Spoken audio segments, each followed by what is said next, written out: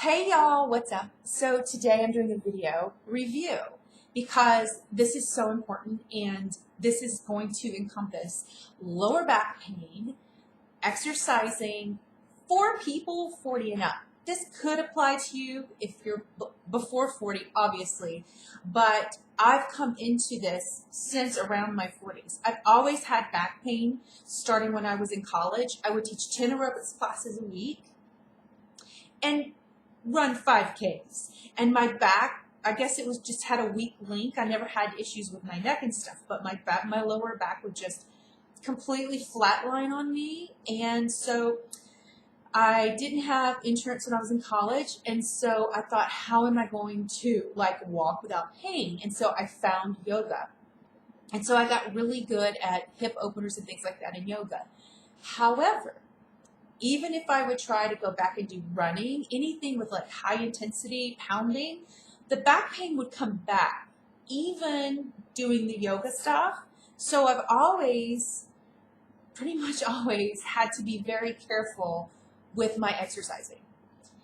But when I hit my 40s, it was a whole new ballgame because now what has happened is I don't necessarily wake up with back pain, but if I try to do more traditional weight training type workouts, it doesn't even matter what kind of workouts really. My back will start to hurt again and it'll kind of tense up. So now I have to be extremely proactive in stretching, and I'm going to show you some of the techniques that I have learned and resources that truly help. The first thing I want to say is that the days of just walking in the gym and working out, jumping up and down, doing high intensity stuff and walking out of the gym, it's kind of gone. You get to a certain point, your body gets to a certain point, a certain age, where your body goes, I need a little more loving than that, okay? You can't just give me the yang, you got to give me some yin. Okay, so we have to be equally as aggressive with the exercise as we are gentle. It can't all be aggressive anymore. The other thing I want to say is when you get into your 40s, mid to late 40s, your hormones will fluctuate and all these things. And so you can become a little more prone to high levels of cortisol and anxiety. It doesn't mean it's going to have to happen, but you could be more prone because the hormones aren't really being predictable like they used to be. And so if you're always doing these really hard gung-ho type workouts, it could backfire. It can backfire for you, not just physically, but a little bit emotionally. So if that doesn't apply to you, wonderful. But if you have a lot of anxiety and you're working these hard workouts and all you find yourself is sore and still stressed, then this is a good video for you. Okay? Okay. So the first thing I did is I had a chiropractor who really didn't taught me a lot, if you will. He taught me a lot of almost physical therapy type exercises. And I don't know how this guy even makes money because I went home and did everything he said and I didn't ever even have to go back to him for about a year. So that's how effective these are. So there are exercises. I'm going to put links to places you can learn about this stuff below. I even have a playlist for SI joint. This was what I bought. It was a little pricey, but he had me so sold, and I have never, ever, ever regretted buying this. I have used it 1,000 times. My full body weight, it has never bent. It has never lost any of its ridges. I mean, this is just a serious thing. This is serious. However, if you are extremely, extremely tight, it is going to really, really hurt. And I've done some reading, and sometimes these cannot be the best thing. But no one told me that. So I just did them as I felt like I could. Sometimes I would put a pillow over it if it was really tight, or maybe my muscles need a little bit more warming up so I could push deeper into the muscle and the fascia. But for me, this foam roller is just the bomb diggity. Next, I want to talk about this amazing lady. Her name is Jill Miller. This is her book. Oh my God, a textbook. called The Role Model by Jill Miller.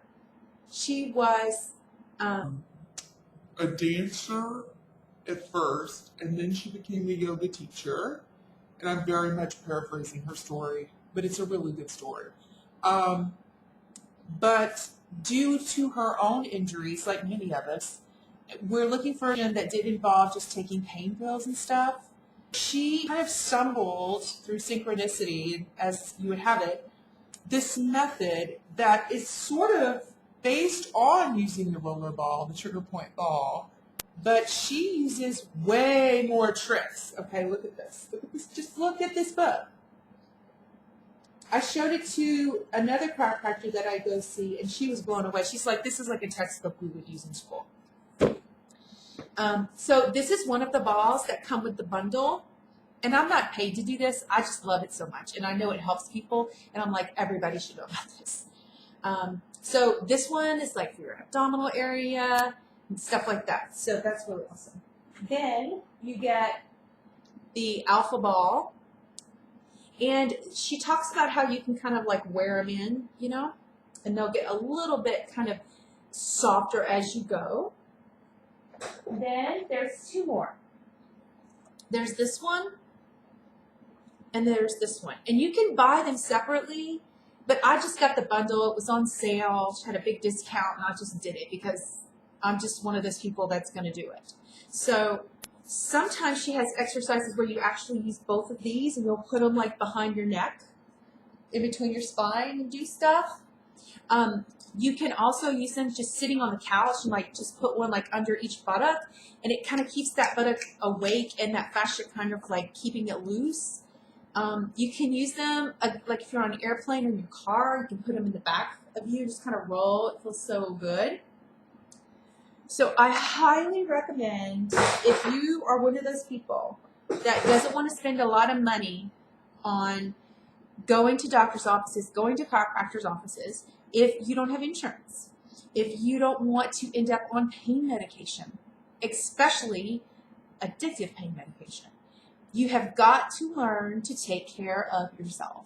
That means you're going to have to take time when you normally wouldn't to learn these exercises. And once they become a part of your routine, you're not going to need the book as much because you're just going to know, oh, I know when this is tight, I do this. And you just do it. You just do it.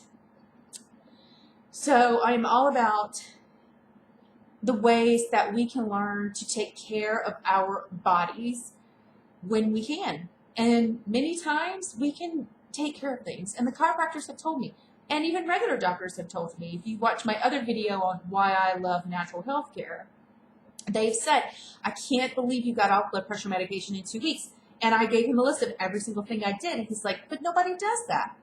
You know, nobody does that. I'm not saying everybody can get off blood pressure medication in 2 weeks. I was fortunately able to do so.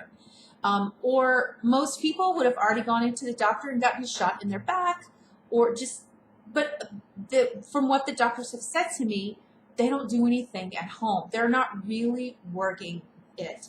Now, granted, there are situations like if you've been in a car accident or you really have a major thing going on. Look, if you need it, you need it. But be honest with yourself and say, am I really doing everything I can to make myself heal and feel better? Because it would be very easy to just stop exercising because I don't want to deal with the foam rolling, because I don't want to learn the stuff about the balls, you know. Yeah, I mean, there's days when I get mad. Like, it's not fair. Like, I see the 20-something-year-olds coming in and they're doing these like super amazing workouts that I know keep your butt tight, your thighs thin, and all these things. I know what those exercises do. They really, I mean, they do what they're supposed to do. That's why they're so popular. But I know that if I did those, it would cause too much stress on my body for where I am now. And it would just make me work too hard to undo all that tension. I would tense up too much. It's not easy. There's a part of aging that I love, which is about wisdom.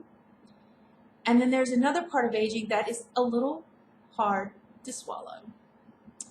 I had no idea that it would take so much effort and planning and accepting to maintain high levels of energy, to maintain a healthy mindset in a culture that is nothing but beauty myth. What beauty is. It's a thing.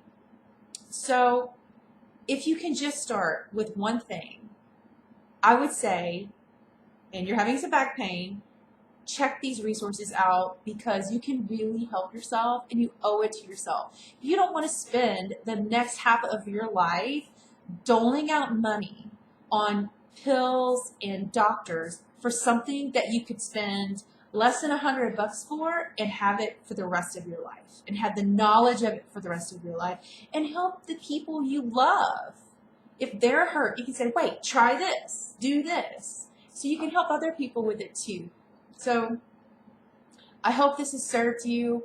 I think there are blessings and bitterness to every phase of life because even though I do feel a little green with envy at the 20-year-olds because I really want to still be doing that stuff, I don't wish I was 20 anymore because I was so insecure and I was so stressed out about things that I'm not even stressed out about today. So ultimately, I'm okay with where I am. It's just accepting the good and the bad or the challenging that goes with it. But it doesn't mean it's not doable. Thanks, everybody. Take care.